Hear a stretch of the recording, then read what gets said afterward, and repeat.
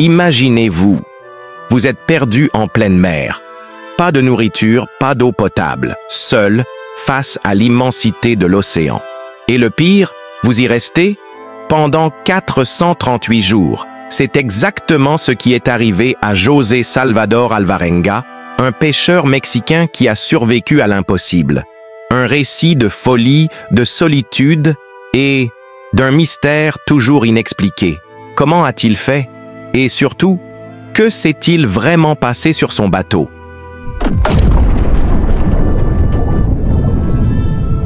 23 novembre 2012. José, pêcheur expérimenté, part en mer avec son jeune assistant, Ezequiel Cordoba. Destination question, marque pêcher des requins pendant 30 heures. Problème? Une tempête éclate. Leur bateau est un simple esquif de 7 mètres, pas fait pour affronter une telle violence. Les vents hurlent, les vagues s'écrasent. Le moteur tombe en panne. Impossible de rentrer. Ils sont seuls, au milieu de rien. La radio? Hors service.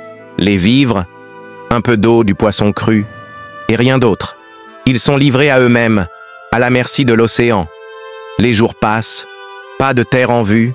José attrape des poissons à la main, boit du sang de tortue et même sa propre urine. Ézéchiel, lui, ne tient pas le coup. Après 1 mois, il tombe malade. Il refuse de manger. La faim, la soif, l'isolement.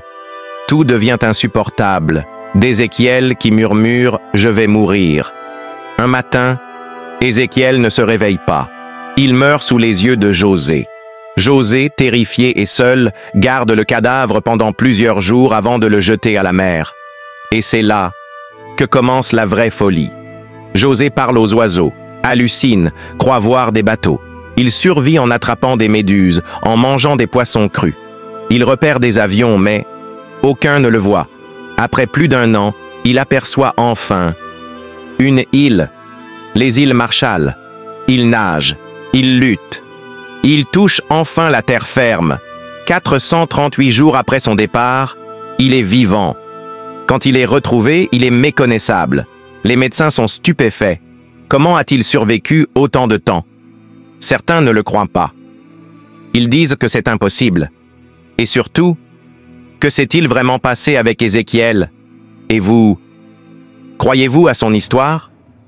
Si cette histoire vous a choqué, dites-moi en commentaire ce que vous en pensez. Et surtout, abonnez-vous pour d'autres récits incroyables.